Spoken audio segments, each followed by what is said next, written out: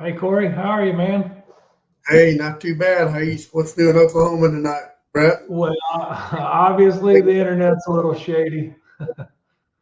Oh yeah, Yeah, that's just yeah. part of it sometimes. So hey, big night here on Cattle Drive, season 2, episode 32, and with us tonight, Tucker Stewart.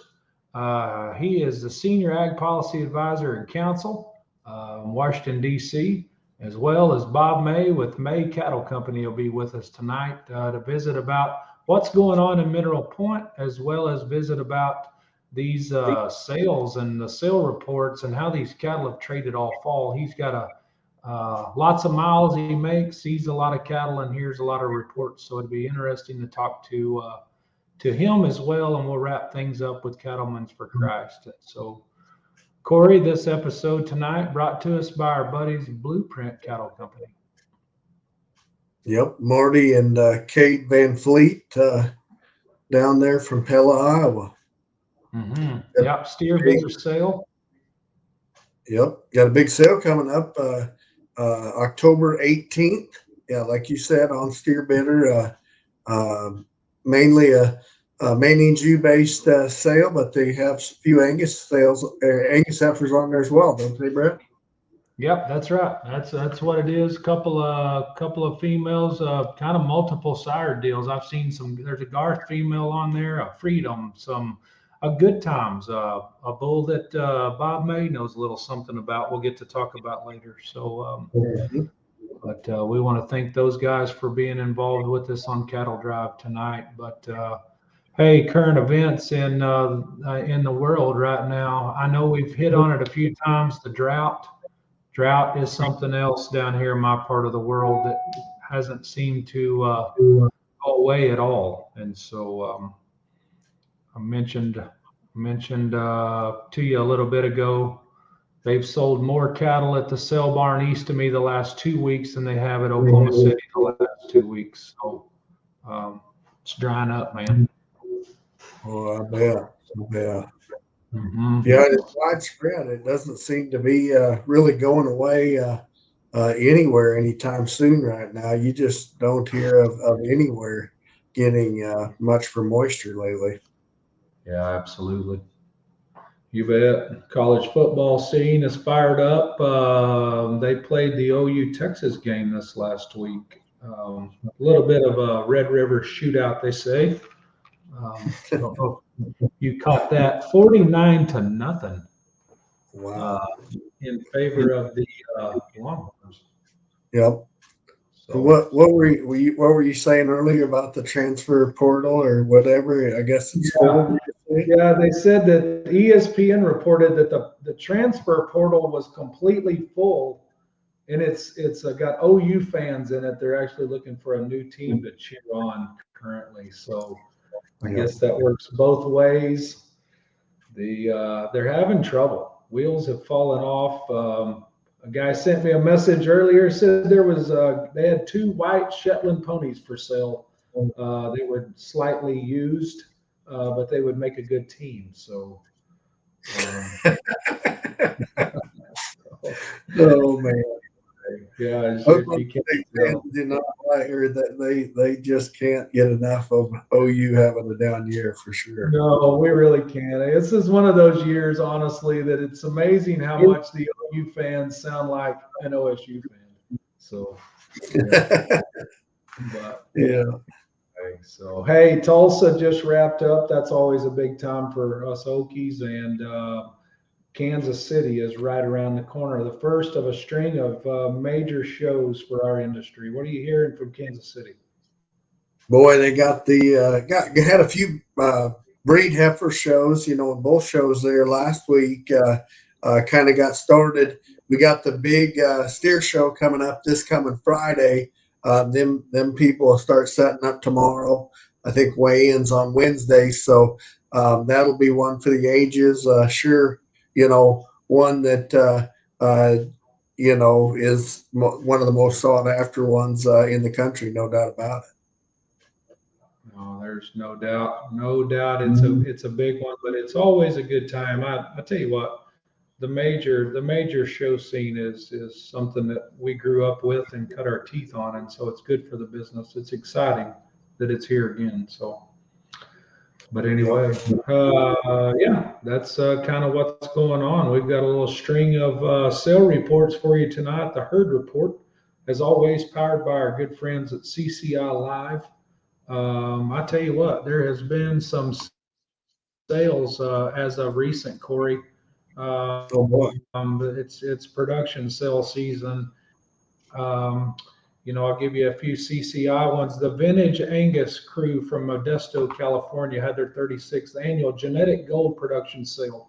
They said the offering was very strong. Demand was excellent. 84 lotted catalog lots grossed $2,165,000, average 25,700. There were 123 females within those lots that still averaged $17,604. They said that the high selling female in the deal, she was the lot one, vintage black cap 2057. She was an elite female, phenotypically and genomically, bring 170,000. Two other females that they offered up bring 100,000 apiece. And so congratulations to the Coleman family, Doug Worthington. Always a good sale out there in California. So our friends in Niles, Michigan, Corey, recently had a sale. The Angus connection at Seldom Rest. They said there was a huge crowd on hand. Youngest heifer in the sale topped the sale, June, daughter of 24 carat, bring 170,000. The crew there in Michigan sell 36 individual female lots, $787,000 gross to average 21,800. Credible crew there, credible Angus sale. And then the PVF crew, Alan Miller and his family, they have a sale in Gridley, Illinois. 40 heifer calves, gross 522,000, average $13,062. They sell 62 bred heifers, average $4,200. 33 embryos, average a touch over 1,200. The lot one female is out of the good times. Bull sells for 90,000. There was a flush mate sister, lot two, sells for 40,000. So congratulations to Alan and his family.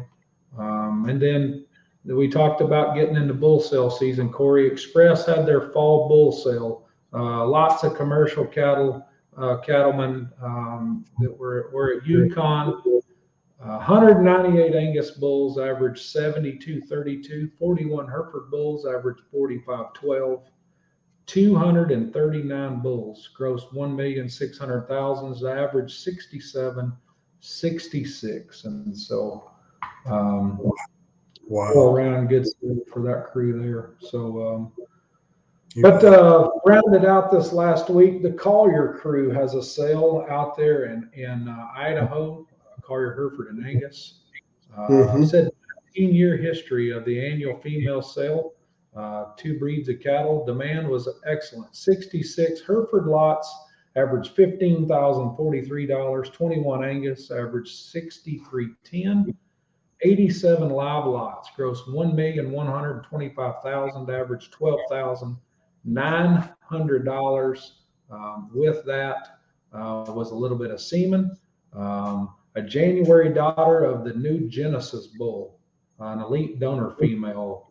Impressive combination, they said, of phenotype as well as genetics.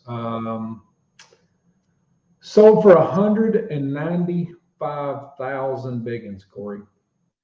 How about it?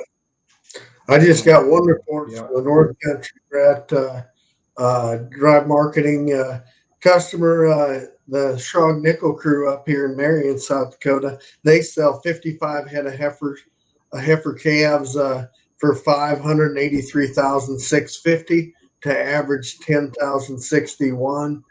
With semen and embryo lots, they end up grossing $669,750 to average 10,630 on the whole deal. Congratulations to the Schrog family and the Nickel family. First time combination sale.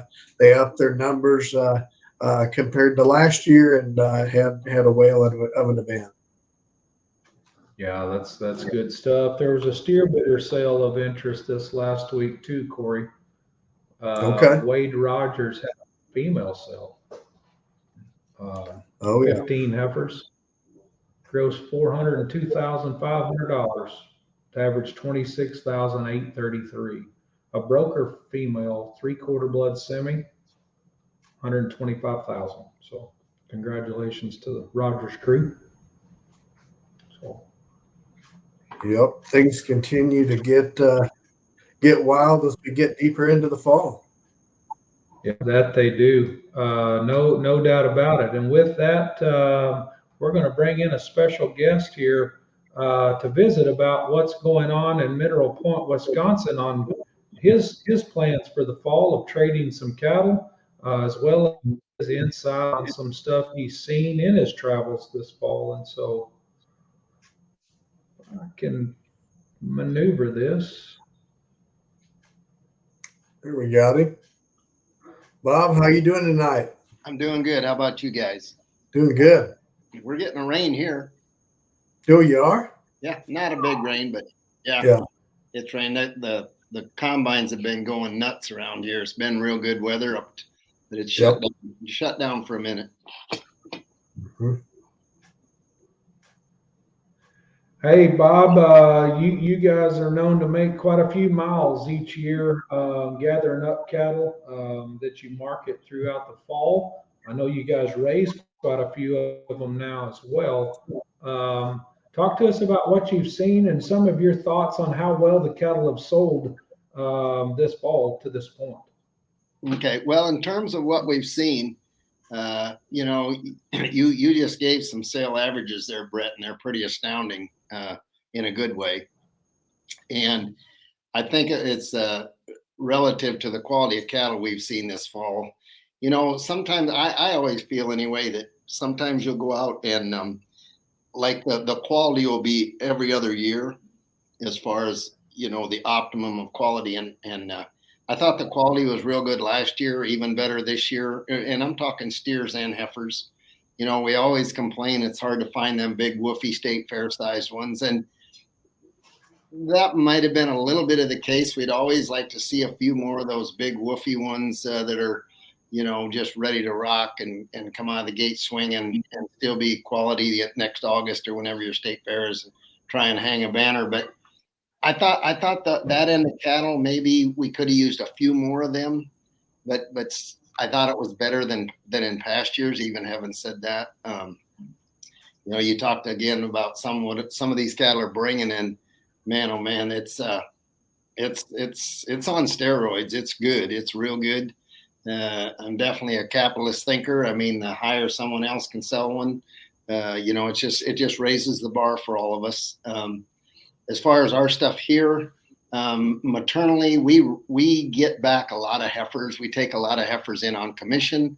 A large part of what we do here and have done for the last 30 years is we breed females. We don't ever buy a set of females that's just for sale per se, like somebody's got a potload of cows or virgin heifers for sale. We won't go in and buy those as a semi-load. We always, if it's understood we can sort the females one by one, then we'll purchase. And so we've been very selective over the last 30 years of females we put in. We try and turn those females every year.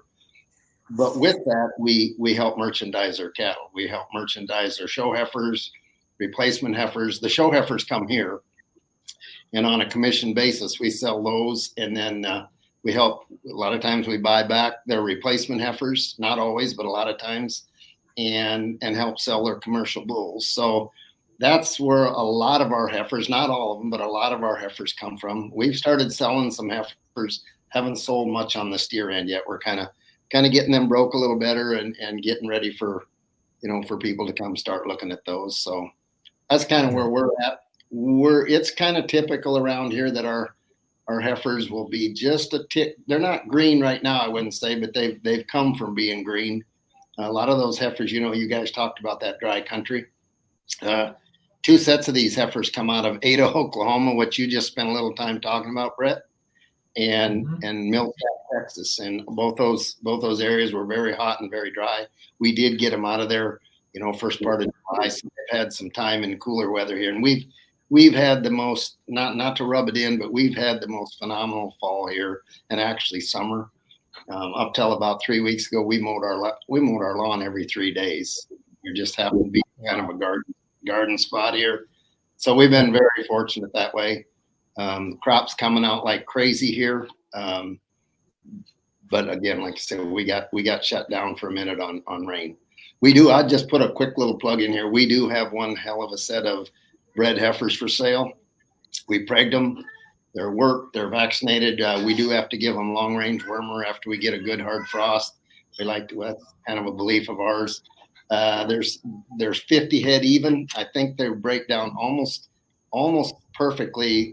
25 registered Angus and 25 half blood semis. We bred the semi to Lover Boy, and we bred the Angus to Sexed Marvel. That's a bull of Prairie View. You talked about their sale, and so that's probably about as big a part of what we do on the female end of it as selling show cattle here. So it's been that way for a lot of years. So. Yep. Yeah, it's been that way for a lot of years, and we visited just a minute ago about we're getting into fall major show season, and you have been somebody that's had quite a bit of success at the American Royal. Talk to us about, going into fall, how much, how much cattle will trade after that will pivot off of that show, or is that a big pivot point in terms of marketing or not? Right now, I would have to address that in this way. I mean, even, we're all, like Corey said, we're going in there with cattle. Tomorrow's Wednesday. Yeah, tomorrow's Wednesday. They show Friday. They'll process on Thursday.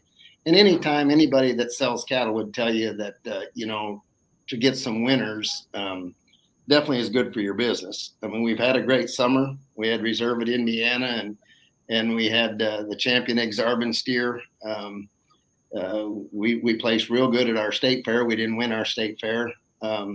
So we've had, and then we had probably a big win for us, the Colorado State Fair. So we've had a real good year, and that's obviously good for business. It probably helped our business a little bit, if you want to be honest about it, when my kids got done showing. And anybody that does what we do, and I didn't mean that to sound smart, but anybody that does what we do would tell you, if your kids are showing, people are a little reluctant to come. They think, well, you got one hid out behind the barn, and which we never did, but it's still, they have a little better comfort level when your kids, you're not trying to win with your own kids too. So that's helped the trade quite a bit there. So getting back to your question about Kansas City and how that helps, that obviously helps your business if you can put some winners in the show ring.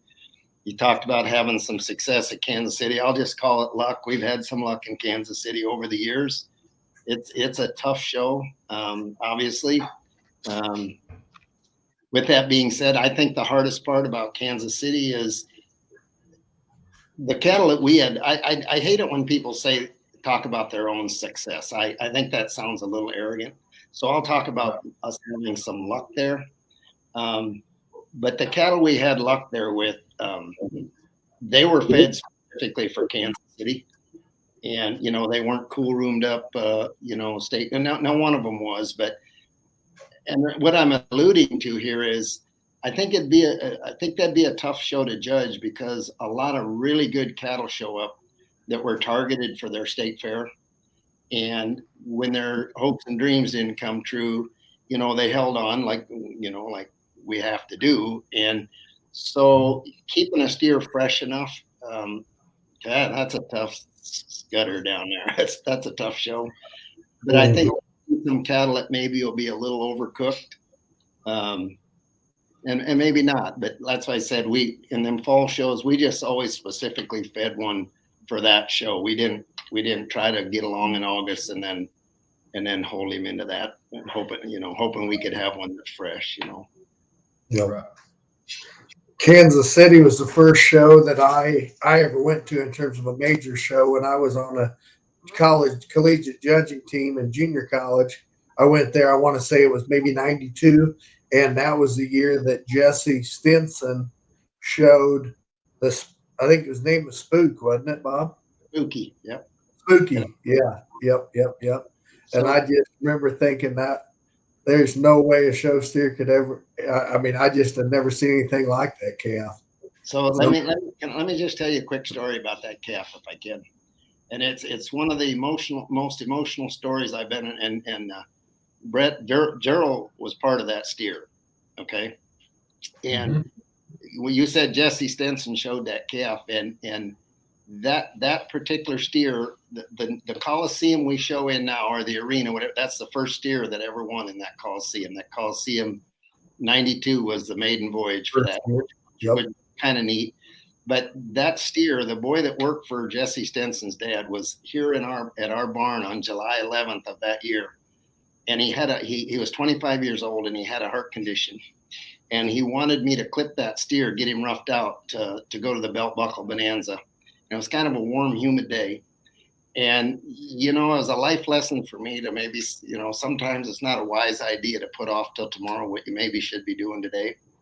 And Robbie was one of the most influential people I had ever met in my life. He never had a bad day, no matter how much pain he was in, he was always upbeat.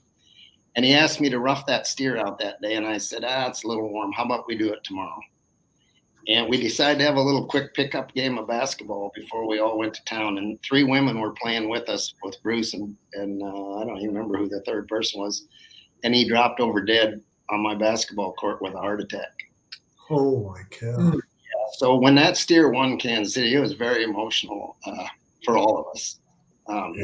There was quite a storyline, and that steer was raised in Nebraska over there around. Gosh dang, I'm drawing a blank. Hey, Tom Klug. Yep, Tom Klug, and he was out of a son of Sugar Ray. They called him Tom Sugar Ray, something like that. Because I just happened to be going to school in Norfolk at junior college, and I'd helped Tom a little bit off and on, and I remember Tom raised that calf. Yep. So one more story. I know I'm taking just a minute of time on this, but one more story I want to tell for any young kid that's listening to this. So when the night before we were clipping on that steer, and there was Gerald Buck and Ron Bailey and I, and steer had been in the chute for a while, and this was back in the days of sheepheads. Hey, Gerald Buck was clipping? No, I wouldn't let Gerald clip. No, come on. I hope he listens to this one. I do too. No, Gerald was clipping too. But anyway, we stood back and looked at the steer, and Gerald said, let's put him away. I think he's tired. And I just had to take one more swipe up the off-show side of his neck.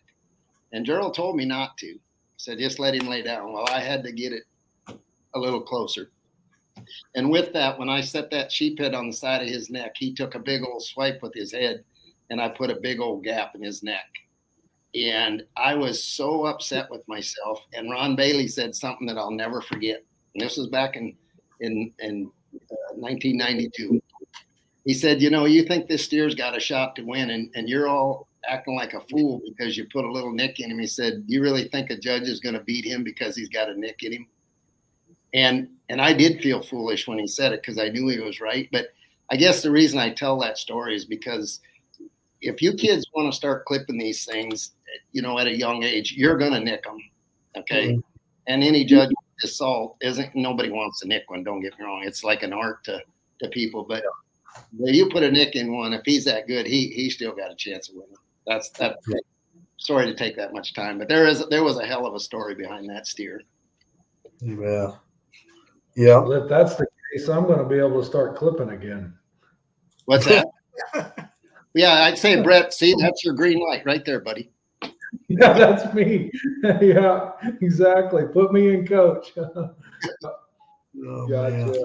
Hey, speaking of put me in, coach, Bob, there is no doubt denying you stay as up on politics as anybody does. And you are kind of my go-to guy on what's going on politically, but I'm going to trump you a little bit tonight. Trump you, maybe. We have with us our resident Washington, D.C. informant, Tucker Stewart, is back with us tonight to give us some insight on. I'm going to try to add him in here. There we go. We're going to hear all things Washington, and that is Kansas and D.C. tonight. Tucker, good to have you, man. Hey, thanks for having me on board. I feel like before I get into the swamp, I have to take her back to my roots and brag a little bit about the family first.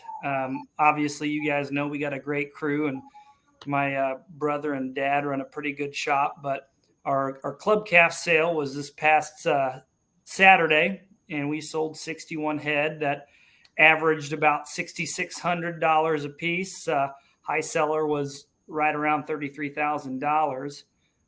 So a really, really successful sale, especially considering the times and the input costs and the inflation. And, I look at the number, it's the 37th annual club calf sale, and Dad will say we were in the cow business long before we were in the club calf business, but heck, I'm only 33 years old. So to watch this sale my entire life and progress, with Brigham and Dad's leadership here in my adult life, it's just, pretty awesome, fun to be a part of. I can't claim too much credit anymore because I'm very far removed, but I think the only sale I've ever missed was, 2020. And that was when I actually got the original gangster COVID, the OG COVID. And so I was unable to go to the sale that year. But that's the only one I've missed so far, but for, livestock judging contests. So really successful sale, and can't brag about the family enough there. Oh, and I also have to brag a little bit, talking about OU, not take too much credit, but I'm nearly certain that it was our school that kind of got them on the trajectory that they're headed towards. Something about K-State just makes, the best parts of OU come out, right? I love it. Yeah. Kind of got a little bit of story there too. So we played Iowa State this past weekend, and my brother's dating Megan Collison, who's a graduate of that school, and Dad looked at her and said, "Are you ready for the Farmageddon game?" And she looks at him, "You mean farming together game?" He goes, "Yes, yes, we're farming together. We're not rivals. Let's see what happens." But we also won that game too, so I'm sure she's Hey, and we need to settle a little bit of a debate. Where does Kent Jakey fall in terms of the Power Cat Nation and the Pistols Firing Nation today? How does that sit with the Power Cats? I'd like to think that home is where the heart is, and he'll be a Wildcat till the day he dies. But if he gets tempted by those revolvers, that's fine. Okay. All right. So back to politics. There's really not too much going on right now. I think we are in kind of an informal session today to open up the debate on the NDAA, which is our defense authorization funding here in DC. But the Senate does not come back in for a vote until November 14th after the election. And so we've got a little bit of an unusual break. Usually our break is in August for August recess, where folks go back and campaign and spend time with their constituencies. But got a little bit of time here recently. But the election's shaping up to be very interesting. To kind of put it into historical perspective, it's very, very rare during a president's term at the midterm for that president to pick up seats for the party. It doesn't happen very often. I can't even really remember the last time it happened, but it's pretty rare. So if we're going off history, coming into the November elections, Republicans are sitting pretty well. You assume that Democrats will not pick up seats, which means they're either going to stay even or will lose. On the House side, Republicans only have to pick up 5 seats to gain the majority. Not to be too confident, but I would argue that that's a foregone conclusion.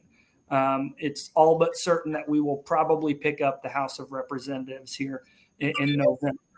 What's more contentious is probably the Senate races.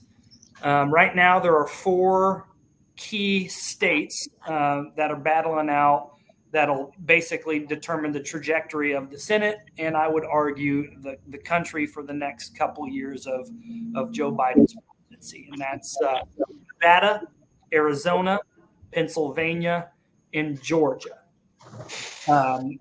3 of those have incumbents.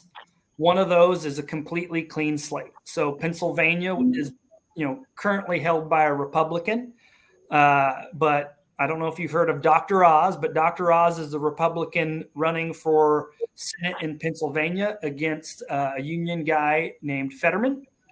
Fetterman's had some health issues here recently that a lot of people are questioning, but if I had to guess, I would assume that Republicans still hold Pennsylvania. So if we still hold Pennsylvania, that means if all other elections go correctly, we'll remain at a even 50-50 split. Right now, there's 50 Democrats, 50 Republicans. The vice president of the United States is the tiebreaker. Now, according to polling, Fetterman is 4 points ahead. That's within the margin of error. Not sure how much credit you can give to polls, but they're there for a reason. It's kind of our metric. So we do have some work to do as Republicans in Pennsylvania to hold that. What's interesting is if you drop down to Nevada, you've got the incumbent Cortez Masto and the Republican challenger Laxalt, and he's actually up 2 points there in Nevada. That's another one that I would assume that we will pick up. And so if we hold Pennsylvania and pick up Nevada, that gives us a 51-49 advantage in the Senate. Keep in mind, with our current rules, a lot of the stuff that we pass through the Senate has to meet a 60-vote threshold. So obviously there still has to be a lot of bipartisanship, a lot of reaching across the aisle.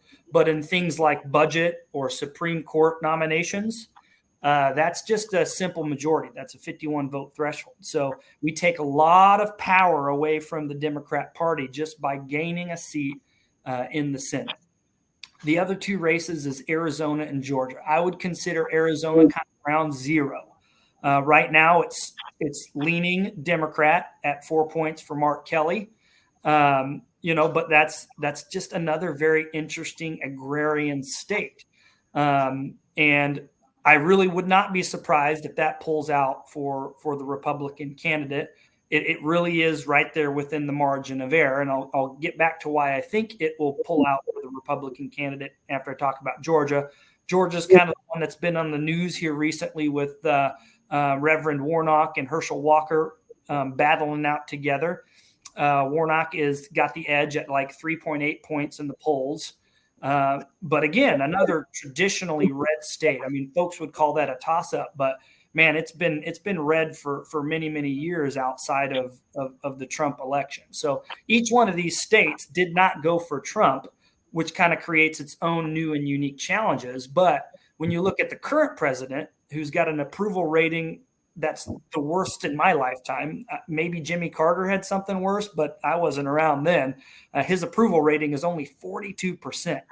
And so when you combine a 42% approval rating with, the historical context of, presidents usually don't gain seats during an election cycle, I'd say that it's pretty optimistic that we flip one, if not both, of those chambers. And so going back to those who are incumbents, you got Nevada, Arizona, and Georgia.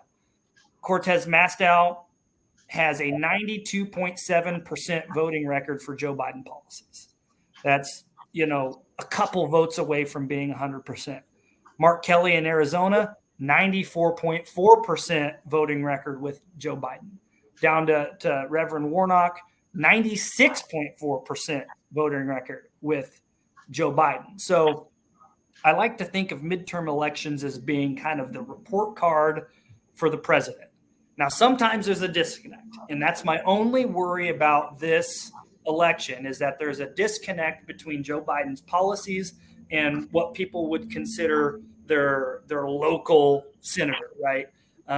Oftentimes, they're more forgiving of their local senator because they feel like it's closer to home, and they're not necessarily forgiving of the president. But, if you keep in mind kind of the three big talking points that Republicans have right now, and that's inflation, gas prices, and crime, and you really hold Joe Biden accountable, then you have to hold his minions on down the line accountable as well, especially when they have a voting record that's dang near 100% of the president. So I think there is a lot of positive things. I think people really need to go into these elections and give that report card to the federal government and to Joe Biden specifically, mainly because the only way to kind of push back on a lot of his administrative policies is to have a divided Congress, is to have Republicans in charge of the legislative body while he's in charge of the executive body. Now, perfect world, we'd have a Republican president, but unfortunately, we don't have another one of those elections for a couple years. But 34 seats in the Senate are up for grabs, and I'd say it kind of falls down to those 4 seats for what's really going to determine the trajectory of American politics the next 2 years and maybe even longer than that. Right. Yeah. So that was a lot there to understand. But what you're seeing is optimism is what I heard, and that was you're seeing some optimism in terms of flipping some seats that, in I guess in our opinion, is going to possibly flip some policy and flip some things around in maybe a more favorable manner. Yeah.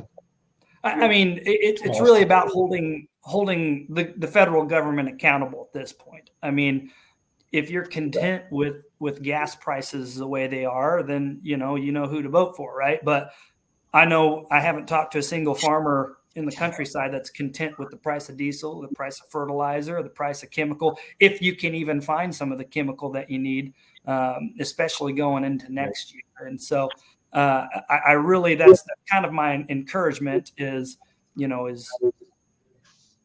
a lot of us have short memories. I mean, COVID was only 2 years ago, but now that a lot of places are open back up, people are a little bit more forgiving. Oh, I have my freedoms back. I can go to this restaurant without a mask or a vaccination card.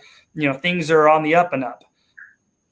Well, all you got to do is look at your food bill and your gas bill and tell me that things are on the up and up, because I don't necessarily think they are. We've really got to unleash American oil and gas to drive down the costs of fuel, and that's kind of the root of it, to be honest. You drive down the cost of fuel and energy, that drives down the cost of the inputs for crops, and that drives down the cost of food at the grocery store and transportation costs. I mean, it's a very challenging time to be here in DC, and I know you guys don't want to get too super partisan, but what.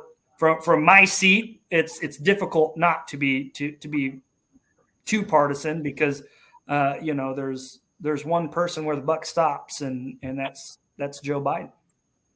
Yeah, absolutely. Hey, speaking of Joe, last week, the hot topic when I was watching the morning national news was the Putin. He kind of fired some shots, and Joe fired back. There isn't many times I've been proud of the guy, but did that go over well? Him kind of fired back a little bit, or? It's hard to say. All I can do is kind of a comparative stance. Obviously, I respect Joe Biden. He's our president. I'm never going to say he's not our president. He is our president, right, wrong, or indifferent. You try to stand behind and be a patriotic American, right? But one of his biggest fallacies, one of his biggest flaws is not being able to portray strength to other countries. And so, while it's good when he does it, sometimes I wonder if it's too little, too late, right? If you were to portray strength up front and early, maybe you would have deterrence around the world rather than, countries running roughshod over everyone else. I never would have expected in my lifetime to see what in reality is a first-ish world country invading another first world country. That should be totally unacceptable, on any international standard. And so we're creating a very, very dangerous precedent whenever there's weak leadership in the United States. Obviously nobody wants World War III. Nobody wants war in general. But when you're negotiating from a position of strength and apparent strength, that is a deterrence, just like crime in the streets of America. You defund the police. Where's your deterrence? You decriminalize, robbing a bag store for, under $600. Where's the deterrence? There's an aspect of deterrence in our laws to prevent people from doing bad things. And we're kind of losing touch with that, trying to, forgive and forget, criminals and what they're trying to do, when in reality, we need the opposite of that. You've got to hold folks personally responsible and, stand up for what's right and wrong. Bob, I find it hard to believe you've been able to sit here this long. I know good and well you have a question that you would like to ask Tucker. I said that like I was picking on you, but I really wasn't. You are one of the few guys that I say are in tune with what's going on in Washington just as a citizen. But do you have some question you would like to know? From everything Tucker said, I do have one question about going forward. And what I would say is, for any young kids that are watching this, when I got out of high school, I likely couldn't have even told you who the vice president was. I might have had to scratch my head to who the president was. Okay. I was only worried about being that age and starting a living and, like a lot of young kids do. And so I know some of this stuff is really boring to a young kid. Someday it won't be, but, I applaud everything Tucker said. My question would be, and it's a subjective question. I mean, you talk about food shortages, or maybe not food shortages, but food prices and energy costs. Do you think, this is just probably a little bit of a guess on your part. Do you think there's going to be a fertilizer? I know what fertilizer is done, but do you think there could be a shortage this spring when it comes time to putting in that new crop, where there's actually a shortage? So, it's certainly possible. This kind of goes back to where we get our fertilizer from and what has happened in the last couple of years. So, let's look at phosphates, right? You got Florida, big producer of phosphate fertilizers. Our other major producer would have been China, Morocco, and Russia. And so China hasn't exported a lick of phosphates in a long time. And our International Trade Court, or ITC, International Trade Commission, there was a successful petition by the domestic phosphate producers to levy a tariff on Moroccan fertilizer. And Moroccan fertilizer, they're one of our oldest trading partners. But however they produce their fertilizer, the ITC has said that that's an improper subsidy that demands a retaliatory tariff as it's coming into the United States. So, them as a source has dropped off significantly, and so that's precipitating this dramatic increase in phosphate fertilizer prices on the global market, because the United States can't source from our normal trading partners, and this conflict and war in Russia and Ukraine has caused a lot of that, if not most of that, in addition to, what we've done from a trade perspective.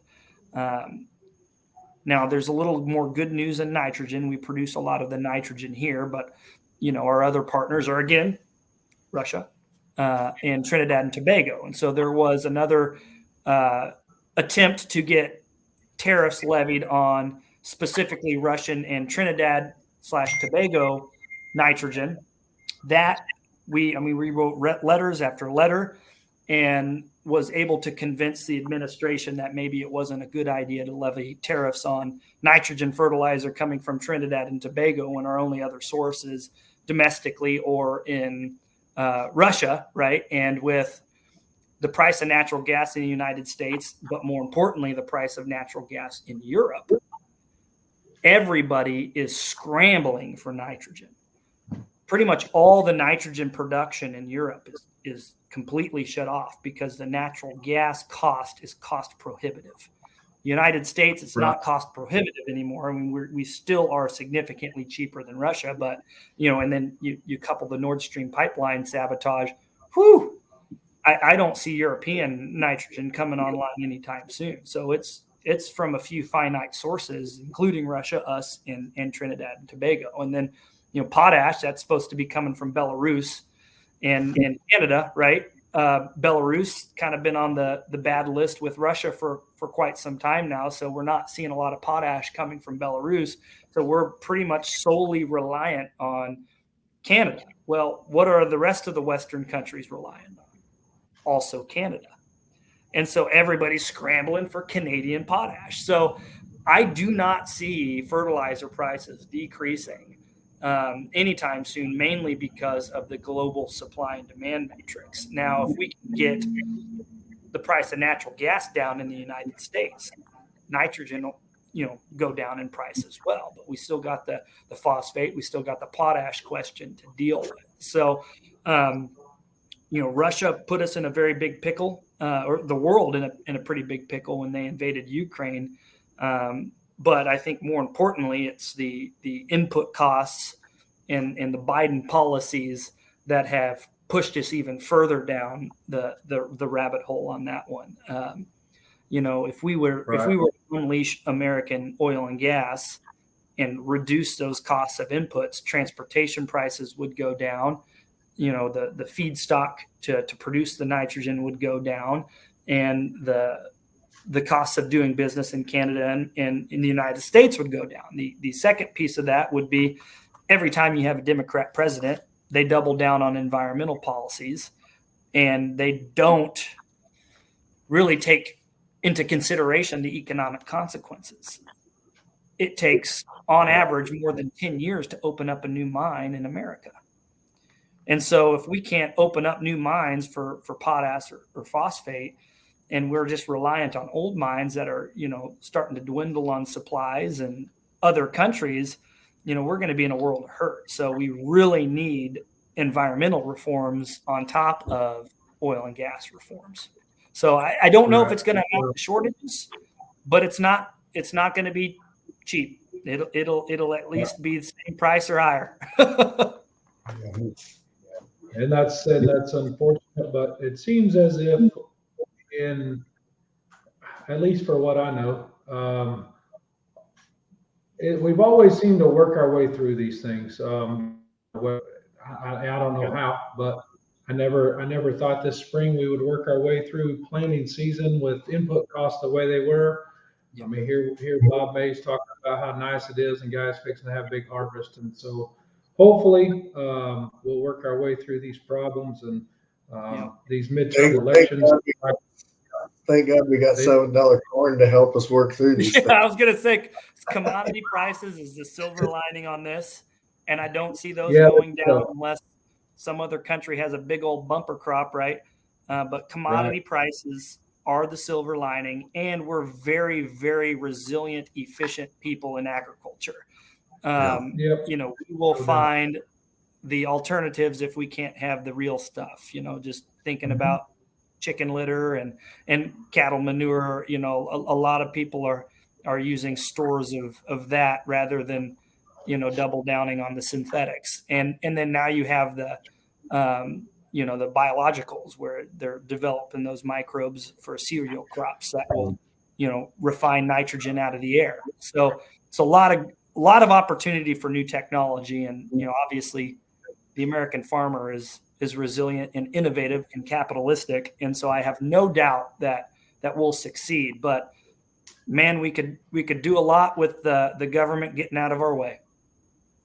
Well, that we could. Well, we are as always thankful that you take time out of your busy schedule to give us some insight on what's going on Capitol Hill, and we will do a much better job of having you in here more often because I'm intrigued with it. I know. So thank you for taking the time to be with Corey and I and Bob tonight. So take care, and until next time. Absolutely. Tell everybody back at the continent hello. Will do. See you, Tucker. All right.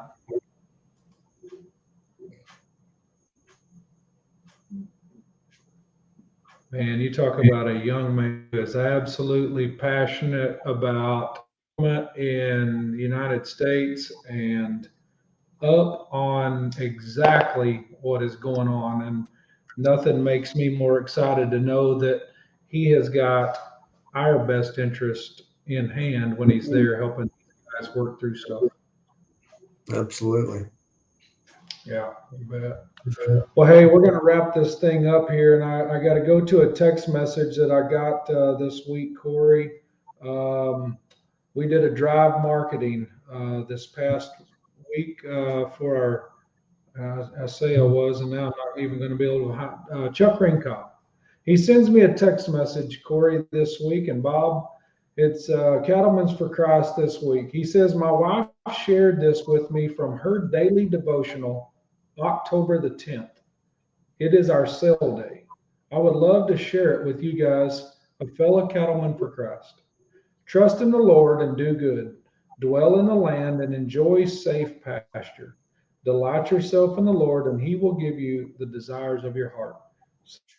37:3. And so he was excited about his day, and then that was the icing on the cake for him. So, oh yeah, I was up there at Chuck's on Monday and went driving through the pastures with him. He enjoys that, ranching cows in northern South Dakota, right up there on the North Dakota border. And hell, Bob knows Chuck very well. You used to sell Chuck his show steers back in the day, didn't you, Bob? Yeah, I did. His kid looks just like him, doesn't he? Yeah, just a spitting image. Yeah, yep. that he does. That's right. Such a good family. So, Bob, man, it's been great having you on. I wasn't sure if we was going to you or Brock, but man, it's great having you. Will you guys be in Kansas City? I'll probably go down next week for the heifer show. Yes, we'll be down there for that too. So, yep, we'll see you guys down there. Yeah. Hey, good luck this weekend. Hey, thank you. Yeah. You too. Good luck. Take care, Corey. Until next time. Hey, thanks, guys. Enjoyed it.